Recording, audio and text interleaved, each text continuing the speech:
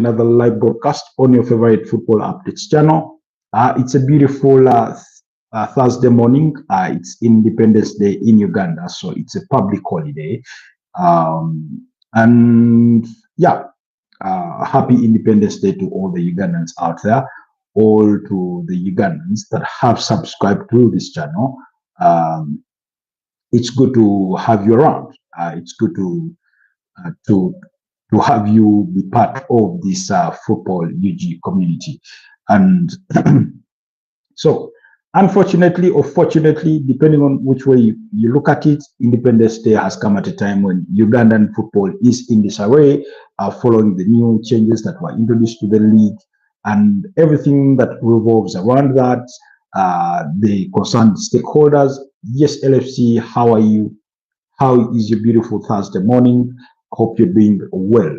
So it comes at that time, but nonetheless, it is a day we will be celebrating. Of course, it's a public holiday for most employees, especially people that work with government agencies and some private sector-led agencies and non-government organizations. For some people, it's still a working day. For people in business, for people particularly downtown, you know, and people with restaurants, things like that, depending on who your boss is. You could be getting the day off or you could be at work. So whichever way it is, I hope you do enjoy the day. Anyways, without wasting any further ado, again, we will continue with a bit of reaction on that, topic following Sir Jim Ratcliffe's interview with the Times business the business podcast. We've had some Man United people react to that, and we will be sort of looking at their reaction to see if their reasons are valid or whether the arguments do hold water. And predominantly, or particularly, one prominent one is Mark Goldbridge.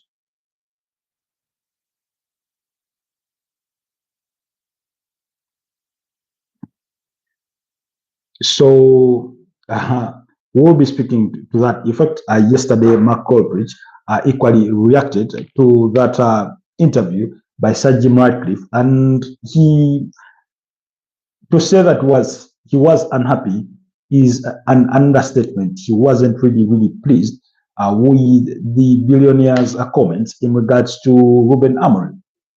And I thought we should get to dive through them and see what he said, or whether his sentiments resonate with, a reasonable number of people, or it's just him that he has those sentiments and things like that. The interview, in its very nature or by measure of its own, when you look at it, when you dissect some of the things that he did say, you can't help but think that it was going to divide opinion amongst the Manchester United fan base. I mean, we agree to disagree or disagree to agree, depending on which way, again, you look at it. So, in his view, he thinks that Ruben Amorim needs at least 3 years to prove himself as a Manchester United manager. He says they cannot run the club on knee-jerk reactions just because you have what he calls the press blabbering, or waking up every day and sort of throwing tantrums in criticism and things in that regard. Particularly that's what he's speaking to. He assesses the club where they are. He thinks Ruben Amorim is a very good guy, and you see the funny thing about the media is, one, and I've spoken about this before, that the media does shape public opinion. If tomorrow we wake up and suddenly the English media is singing praises of Ruben Amorim and are dissecting things with the brush that sort of makes up people's faces, his reputation and the way people view him and the way Manchester United fans view him will begin to change, even though results may still not be going his way. And that's the power of the media, the ability to direct public opinion, the ability to shape public opinion, the ability to determine how the public perceives you or how they react to your work or the things, the kind of position you're in. And yet, a month after that, if they flip to the side and say, we're going to critique everything he does or he says, or, and and sort of be a bit negative or too critical, then again, the sentiments around that very person, be whichever it may be, are going to change, are going to shift. Now, for example, go watch a clip, a snippet from Sky Sports, Sky Sports News, as they were talking about this matter in reaction to the interview I had done with the Times the Business podcast. And one of the reporters who was standing possibly in front of Old Trafford was saying how Ruben Amorim is loved, how the feelings about him internally within the club are much, much better, possibly better than any other manager in the post-Sir Alex Ferguson era. He spoke about his love for Manchester as a city and as a club, and how he is desperate, really working hard to turn things around. And what he said, or everything he said in that short report, because it goes on for, I think, about a minute or so, was literally positive. They do acknowledge that, yes, results have not gone their way, but then he sort of sugarcoats it, for lack of a better word. And I wanted to speak to that. So you can see how that in itself can change public perception around, Ruben Amorim. But well, Mark Goldbridge isn't having it. He's not going to have it. He says, first of all, that his comments, the comments from Sir Jim Ratcliffe, are evidence of his lack of football knowledge, that he has no idea whatsoever what he is doing. He questions whether he is actually a Manchester United fan.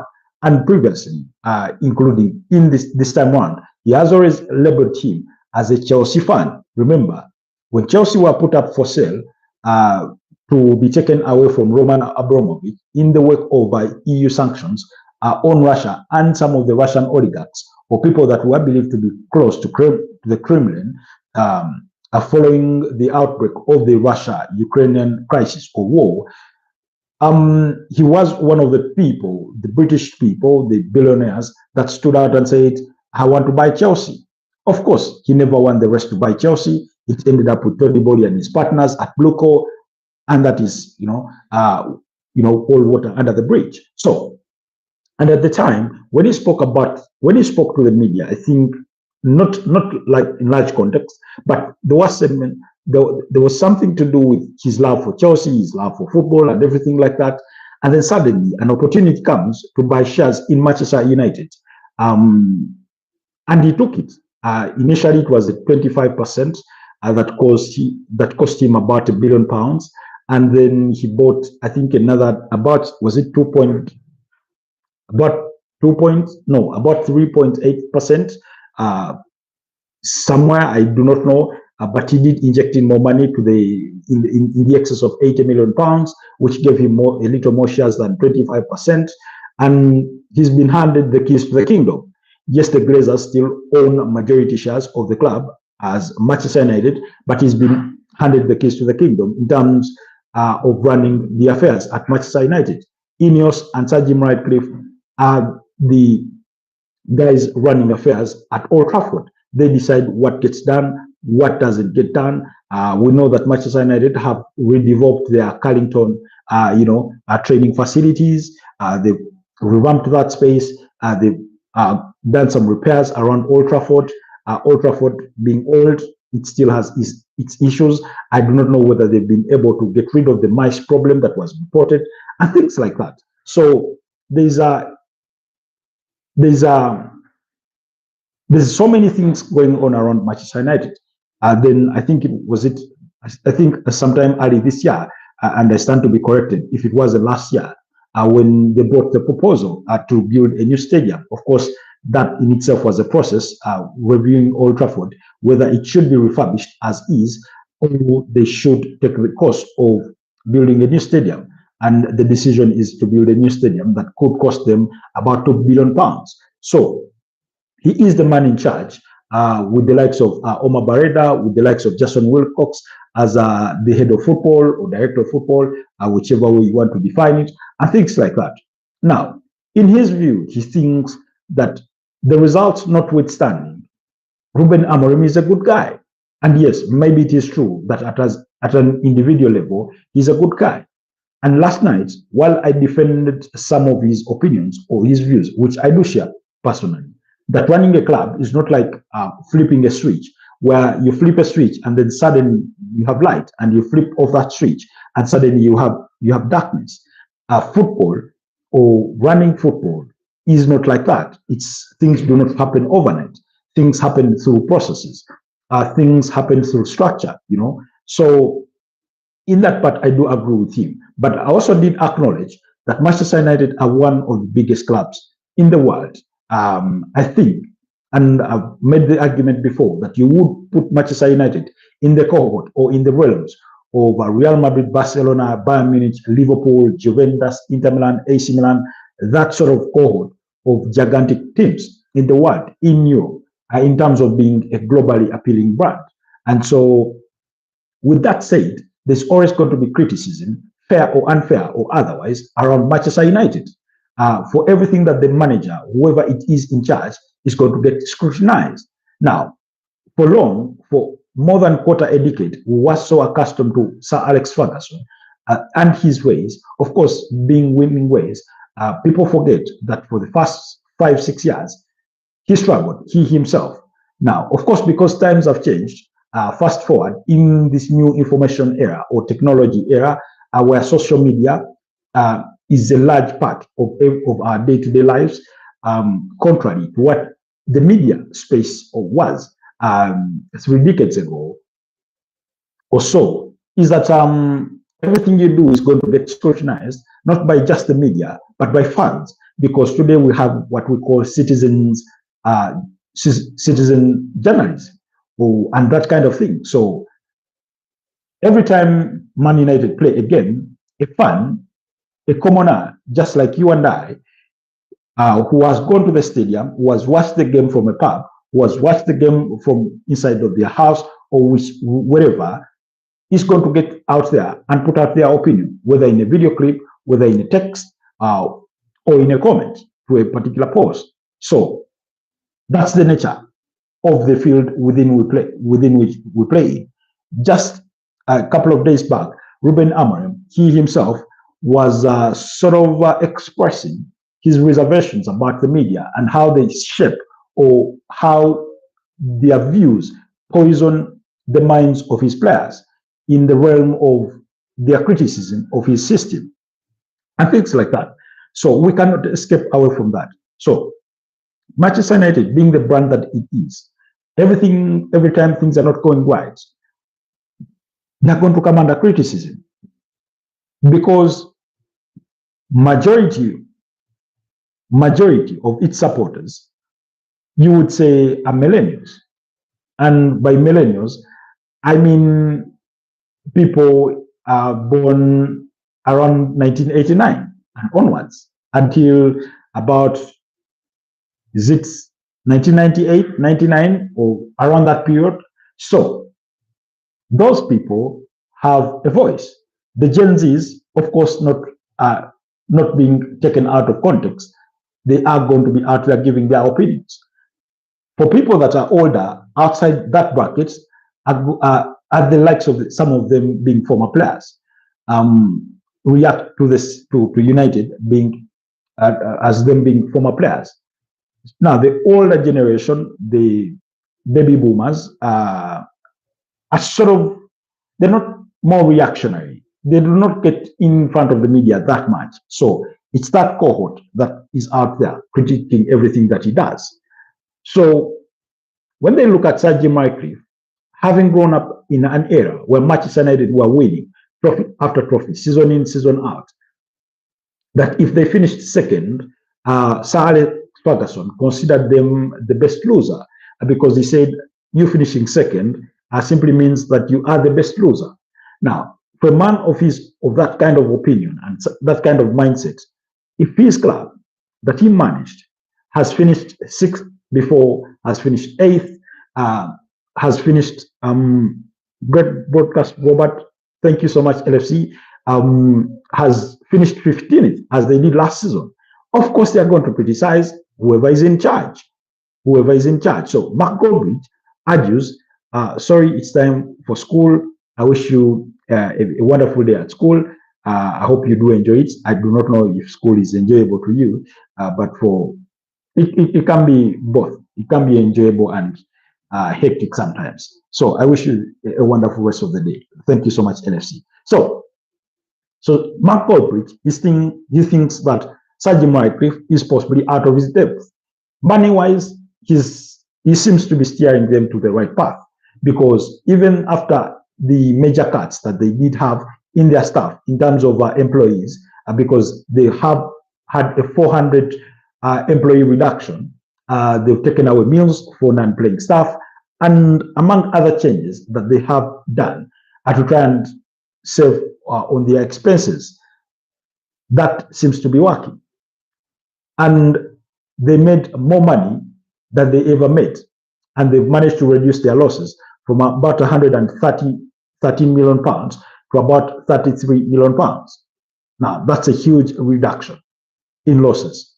So, and he says, going forward, Manchester United will be the most profitable club.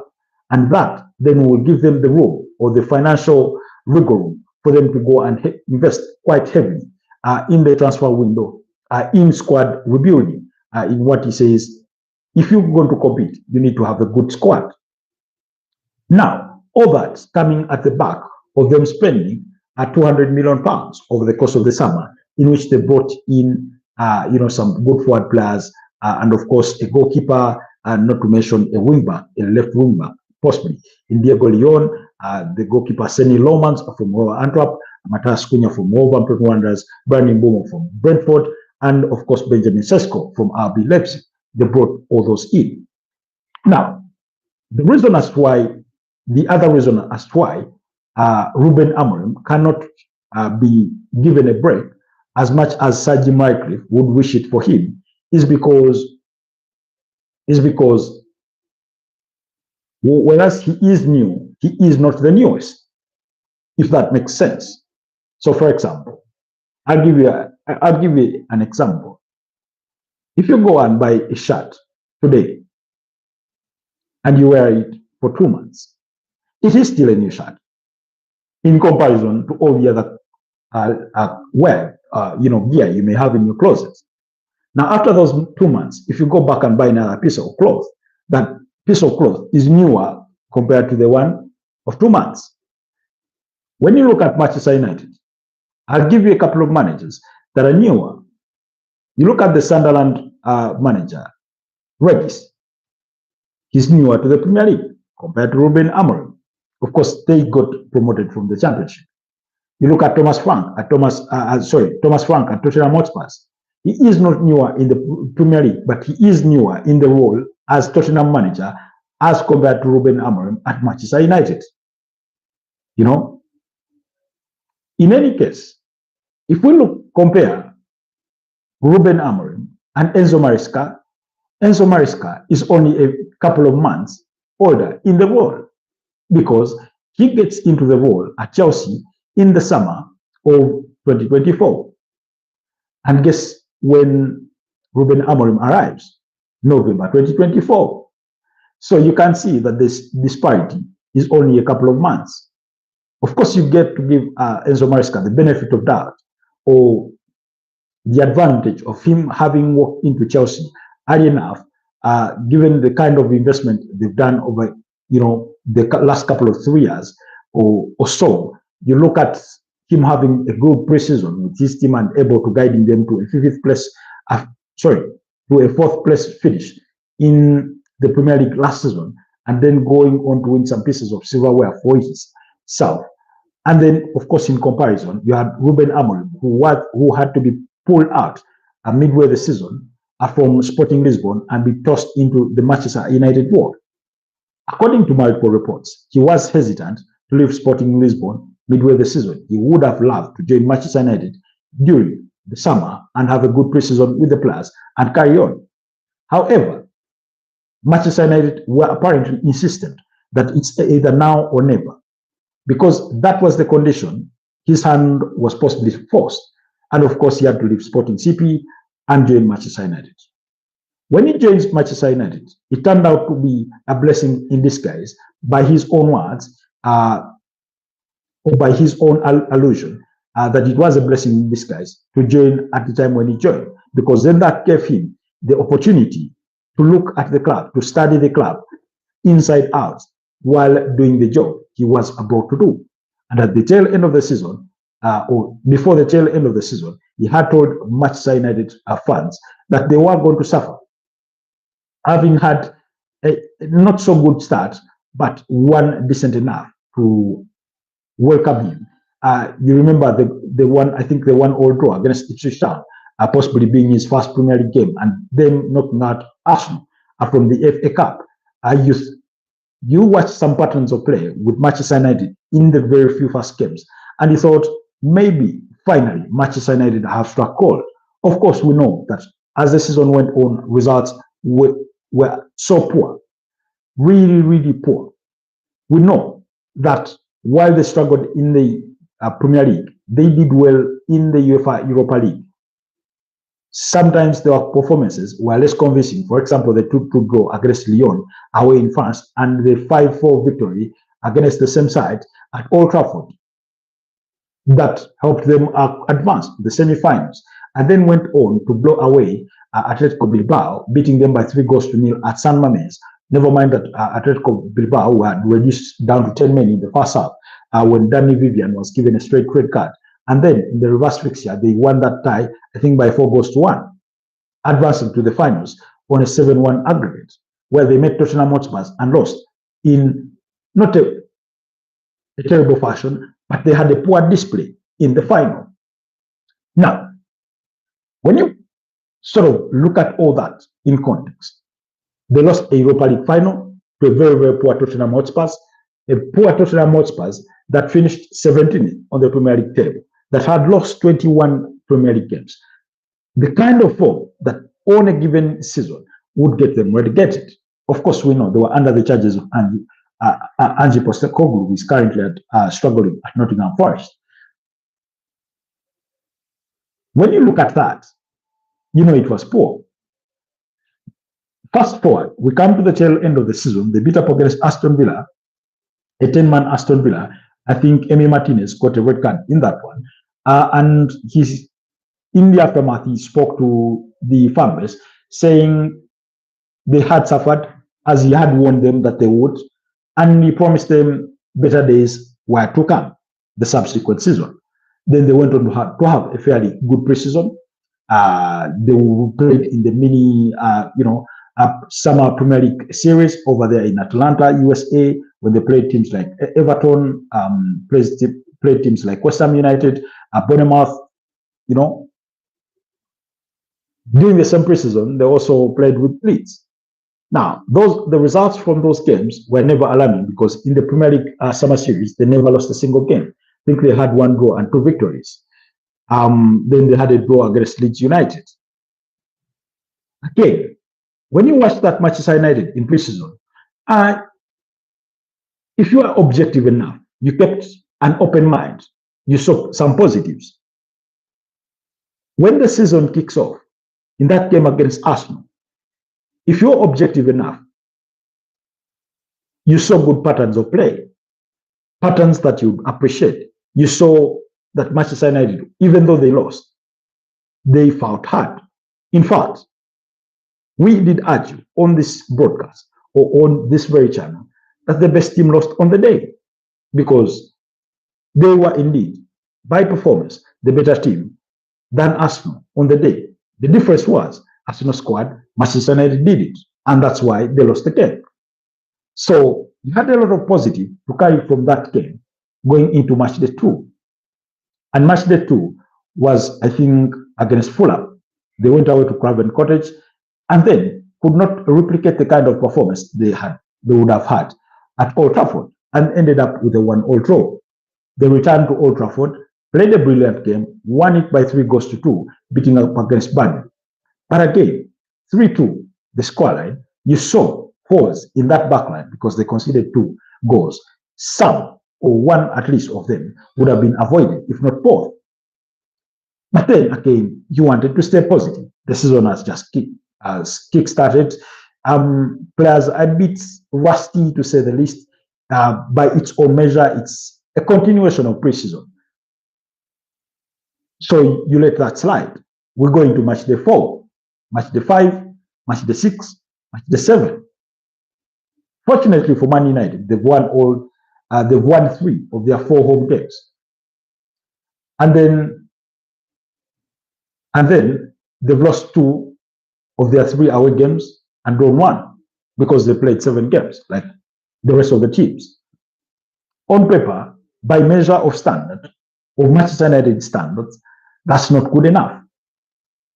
In comparison to last season, it's better on paper.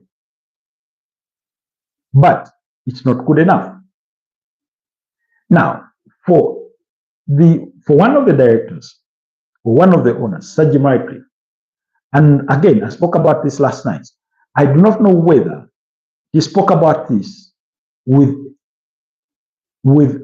public relations at the back of his mind, because it has happened before that bosses of a particular team will speak about their manager quite glowingly in the media, and then yet in the back room, behind closed doors, the situation is more tense.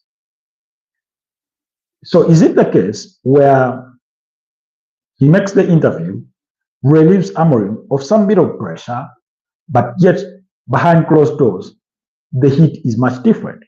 That could be the case. However, in that very interview, I think part of what Manchester United fans want to hear, people like Mark Goldbridge, the kind of things they want to hear is, we want to try and win, or we want to try and get back to our level best. For Sir Jim Ratcliffe to be saying, yeah, I found it odd that we lost to Grimsby Town, and got knocked out of the EFL Cup. That I found that odd, or I found that strange. I did not expect us to lose. But while we did, it's not the end of the world. We are still backing our manager to turn things around, because then that means you're scrutinizing him, but you're also giving him a benefit of doubt. And yet, majority of his comments, of course, it was put to him whether the Glazers will ask him to fire Ruben Amorim, and he says that's never going to happen. And my interpretation of it is he's saying it's not that they will never sack Ruben Amorim. It's to say that if they were to do it, it would not need to have to be coming from his partners in the Glazers, who we equally spoke about quite glowing. So, yes, he's right to say the team is not a flip switch, that things take time to build. You look at the Arteta project at Arsenal, was given time. But like I said, it never got as worse as it did at Manchester United. Arsenal never finished 15th, let alone outside the top 10. In any case, they finished 8th for 2 consecutive seasons. 1 full season, Arteta was in charge. 1 other season, he was in charge for half the season. In similar fashion, Ruben Amorim, you could argue, was in charge for half the season last season. But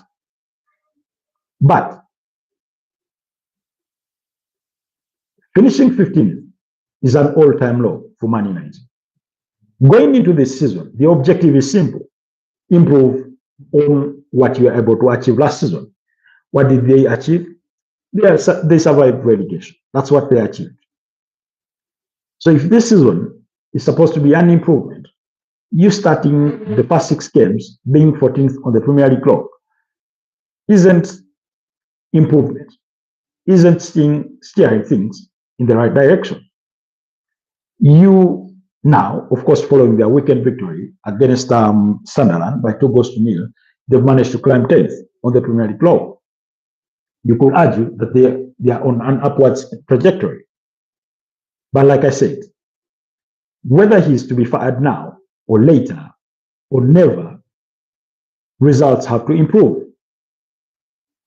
If they are finished outside of the top 10 for his first full season, he's going to get roasted. Because like I said, clubs change managers to better their fortunes, not to worsen them. And yet, ever since Erik ten Hag was sacked at Manchester United, they've not been better. So in other words, what's the instance? I'm sure if you put a poll to Manchester United fans, particularly last season, who would they rather have? Would they have rather retained Erik ten Hag, or would they have rather bring in Ruben Amorim and they finished 15th? I kid you not, I do believe without any reasonable doubt that if Erik ten Hag were to see out the entirety of last season, they wouldn't have finished 15th. I'm not saying they would have finished within the top 4 or top 5, but it wouldn't have been as that bad. So, the factors in this particular case, many are different. You change managers to improve your fortunes. Barcelona sacked Xavi Hernandez to better their fortunes. Brought in Hans Flick, first season, bang, domestic treble. You could argue Barcelona had a good squad.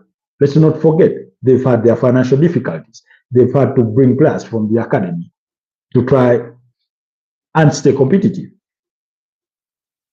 You know, when things were not good enough at Juventus, Maximiliano Allegri was shown the exit. When things weren't good enough at AC Milan, Francesco Conceição was shown the exit. Sorry, Sergio Conceição was shown the exit. And now Igor Tudor is in charge. You know, when things were not going well at AC Roma, Danny De Rossi was shown the exit. Ivan Juricic was shown the exit. And then Claudio Ranieri took charge as interim. And now it's Gianpiero Gasperini. Despite them winning their first major title in about 17 years, Tottenham Hotspurs made the assessment that Ange Postecoglou was not the right man to take them forward. That having finished 17th on the Premier League log was an indictment on his own abilities. He got sacked. They brought in Thomas Frank. Manchester United finishing 15th is a sackable offense for any manager. Whether the manager has been in charge for only 6 months, whether the manager has been in charge for a full season, it's a sackable offense because it is Manchester United. So given that they've not had the best start to the season, people like Mark Goldbridge, and I'm sure there are other fans out there, and he was saying that for the fans that were agreeing with Sir Jim Ratcliffe were being hypocritical, he was saying that they are the same fans who are throwing tantrums, up in arms, bashing that team in the aftermath of their 3-1 defeats against Brentford just a couple of days ago. Like I said, isn't it crazy or interesting how media shapes our opinions and perception? All it took was a few nice words backed by panelists on Sky Sport and perhaps in other media forums for some of those fans to change their perception about Ruben Amorim, to change their perception or their view about the club. And yet just a week ago or 2 weeks ago, there were the same fans bashing the same team, ripping to shreds Ruben Amorim for being inefficient when they lost to Brentford. So he is right in that sense. You know, he is right. And for him, he maintains that he thinks Sir Jim Ratcliffe and his friends are out of their depth. That he is not necessarily of the view that Ruben Amorim should be sacked, because like many others, he's not convinced that sacking Ruben Amorim today is going to better Manchester United because they've done it before and things have not worked out well. But also, he says that if results continue the way they have started the season, then sacking him is inevitable. In fact, he went on to predict that he wouldn't live to see Christmas if United continued the way they had started. As a manager, he needs to salvage his reputation. And according to Sir Jim Ratcliffe, he needs 3 years to prove himself. Needing 3 years to prove himself, I think for me, when I heard that, it spoke to the idea that Manchester United are looking to win the Premier League title in 2027-2028 season. Omar Barida was the one that spoke about that project. In other words, this season, next season, are all rebuilding or building blocks are to set the foundation for them to be able to win by 2028. However, that foundation, if it is to be measured from the scale of Ruben Amorim so far, then that foundation seems to be being built on sand. It seems to be being built on sand. Is it good enough? No. Like I've said before, when Manchester United fans watch their team play, their struggle or their irritation with Ruben Amorim is less about the system and less about the results, but more about the style of with which they play. How many games have Manchester United fans come away from and felt that their players weren't perhaps giving enough? We've seen it on multiple occasions. When you ask Manchester United fans, what style does Manchester United play? Many will struggle to explain that to you, because more often than not, they are not seeing patterns of play that they can analyze, look at and say, wow, that's interesting. At least we are being consistent in doing this, that we hope eventually will achieve us that. They've come in a position where they need results more than playing style. And I say that because having finished where they did last season, coming into this season, it was always the results that were going to matter the most. If Manchester United go on and win all their remaining games by 1-0 or by 4-3 each, those fans, even though they will have reservations on how they defend or whatever, they'll be satisfied that they are winning, that they're posting results on board. Now, in this particular case, on the injury, they're not seeing the style, they're not seeing the results. I remember when Unai Emery joined Arsenal and he brought this whole concept of building out from the back. Not that it was new to Arsenal entirely, but given the kind of goalkeeper that Arsenal had, in Peter Cech, who was not very, very confident with playing with his feet, they did struggle through that. But then there were patterns of play that you saw, that this is what they're trying to do, or this is how he wants his team to play. And of course, for the first season, I thought it worked out really, really well. Unfortunately, Arsenal ended up, I think, finishing 5th. They were unable to achieve Champions League football. They fell short. I think Tottenham took that slot. And I think that's the same season when Arsenal went on a 22-game unbeaten run across all competitions under Unai Emery. So there was some positivity. But when we went into his second season, that was 2019-2020, things were off to a bad start.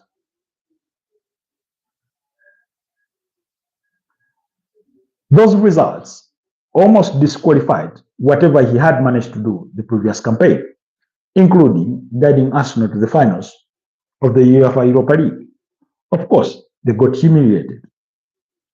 But being beaten by their London rivals Chelsea by 4 goals to 1 in Baku, Azerbaijan. So they looked at that into the second season and said, it's becoming toxic here. It's not going to work out. They showed him the exit. Ljungberg was interim, had to pull out the likes of Ahmad Saka, the academy manager, to come and help him. And they handled the team for a couple of games, and Arteta was appointed. Unfortunately, that's the nature of football. And I've asked this before. Manchester United, it's going to be up to you to determine how deep you want to sink before you rise back up.